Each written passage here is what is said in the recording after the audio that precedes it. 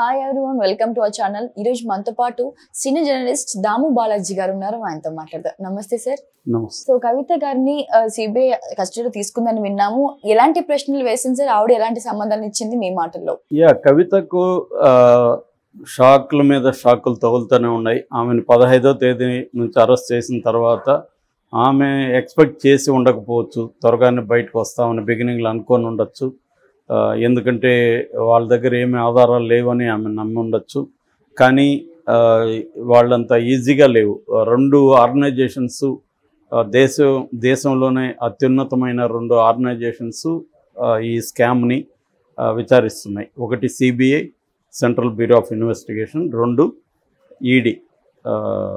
So ఈ రెండు organisations బాగా ఇటువంటి విషయాల్లో ఆరితేరిపోయారు. ఎప్పటి నుంచో ఇదే పనిలో ఉన్నారు. అంటే ప్రతిపక్షాలని వెంటాడి వేధించడంలో ఈ రెండు ఆర్గనైజేషన్స్కి ఉన్న ఎక్స్పర్టైజింగ్ ఎవరికి లేవు. అందువల్ల ఏమీ లేకుండా కూడా క్రియేట్ చేయగలరు స్కాముల్ని, దాన్ని నమ్మించగలరు.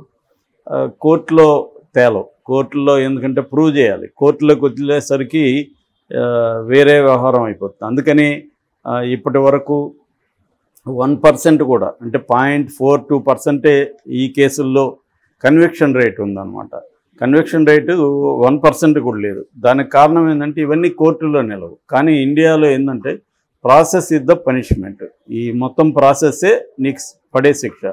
ఇప్పుడు కవిత 1 year 2 years జైల్లో ఉన్నాక కోర్టుల్లో కొట్టేస్తారనుకో, కానీ ఈ 2 ఏళ్ళు ఆమె పనిష్ అయినట్టే కదా. ఆల్రెడీ మొన్న జిఎన్ సాయిబాబా 10 ఏళ్ళు జైల్లో ఉన్నారు. ఆయనకి 95% వికలాంగుడు. ఆయన వీల్ చైర్లోనే ఉండాలి. ఆయన ఎవరైనా సపోర్ట్ లేకపోతే ఆయన అసలు ఏ పని కూడా చేయలేడు.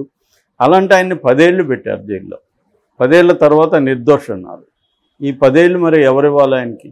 సో ఇలా మన ఇండియన్ క్రిమినల్ జస్టిస్ సిస్టము ఇలా ఉంటుందన్నమాట.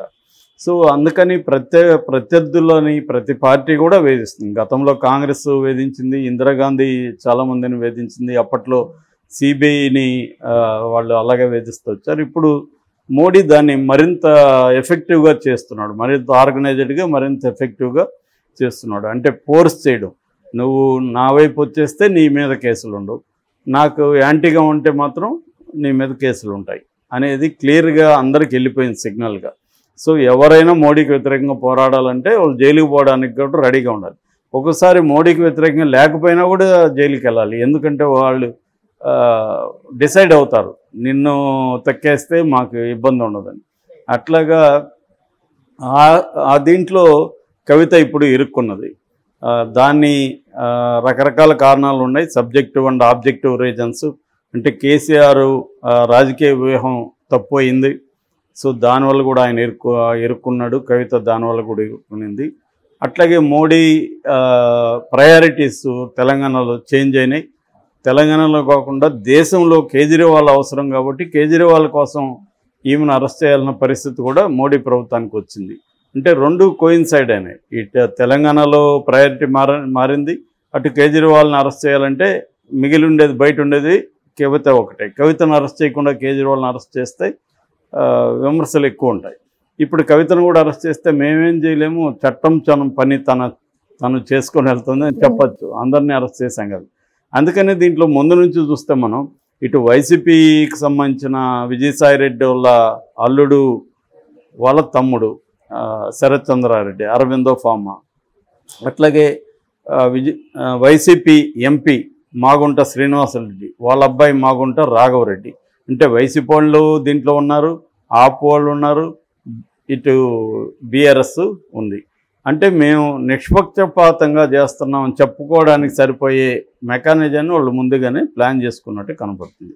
సరే, ఇప్పుడు కవితకి లేటెస్ట్ షాక్ ఏంటంటే, మామూలుగా అయితే జైలుకి వెళ్ళి సిబిఐ అక్కడ విచారిస్తామని ముందు పర్మిషన్ అడిగింది. కానీ కవిత ఏం చేసింది, దాన్ని కూడా అక్కడ వరకు ఒప్పుకొని ఉంటే కవిత జైల్లోనే విచారించుండేవారు. కానీ కవిత దాన్ని ఛాలెంజ్ చేస్తూ కోర్టులో పిటిషన్ ఇది. దాంతో వీళ్ళు ఏం చేశారు, అసలు కవిత మీద ఇంకా అనేక ప్రూఫ్స్ కొత్తగా వచ్చాయి మాకు అని కస్టడీ పిటిషన్ వేశారు. కస్టడీ పిటిషన్లో అనేక విషయాలు బయటకు వచ్చాయి. సో ఇప్పుడు దానికోసం కస్టడీ 3 రోజులకు అప్పగించింది. రౌసవని కోర్టు. సో ఇప్పుడు సిబిఐ హెడ్ క్వార్టర్లో 3 రోజులు కవితను పెట్టుకుని వాళ్ళు విచారిస్తారు.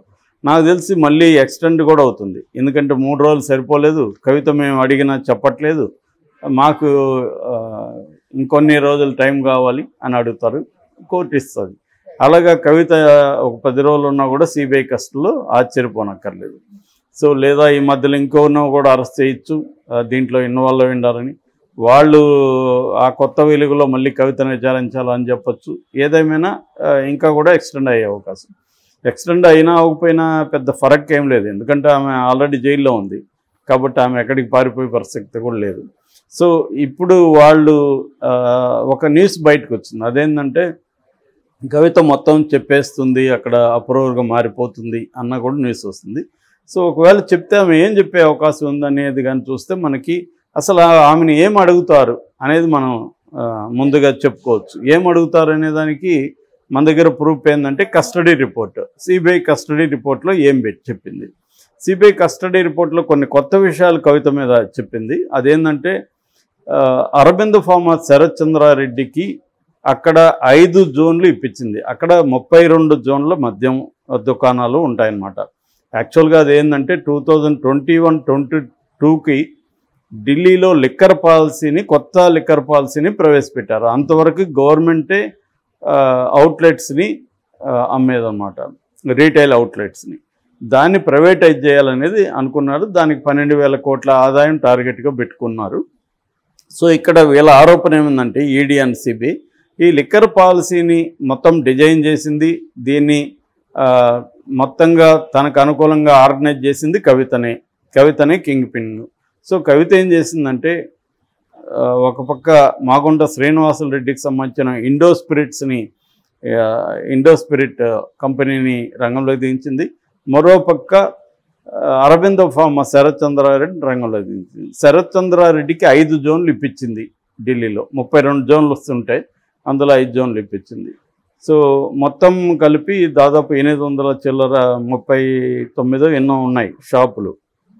ఈ 5 జోన్లు ఇప్పించడం అనేది పాలసీకి విరుద్ధం. మామూలుగా ఒక కంపెనీకి 2 జోన్ల కంటే ఎక్కువగా ఇప్పించకూడదు, కానీ ఈమె 5 జోన్లు ఇప్పించింది కాబట్టి దాదాపు 14 కోట్లు తనకి ఇవ్వమని అడిగింది. అది కూడా ఎలాగంటే తనకు మహబూబ్ నగర్లో ఉన్న ల్యాండ్ని వాళ్ళు కొనుక్కొని డబ్బులు ఇవ్వమని చెప్పింది. ఆ ల్యాండ్ 14 కోట్ల వాల్యూ కాదు, కానీ శరత్ చంద్రారెడ్డిని ఫోర్స్ చేసింది. సో దాంతో మహీరా వెంచర్స్ అనే వాళ్ళ కంపెనీ ఇంకోటి ఉంది, రియల్ ఎస్టేట్ కంపెనీ శరత్ చంద్రారెడ్డికి. ఆ కంపెనీ తరఫున జూలై 2021 జూలైలో 7 కోట్లు ఇచ్చాడు. తర్వాత నవంబర్లో 7 కోట్లు ఇచ్చారు, 14 కోట్లు అలా వచ్చింది. అది కాకుండా ఇంకా కూడా ఒక 5 జోన్లకి 5 కోట్లు అంటే 25 కోట్లు, ఒక్కొక్క జోన్కి 5 కోట్లు అనమాట. 25 కోట్లు డిమాండ్ చేసింది.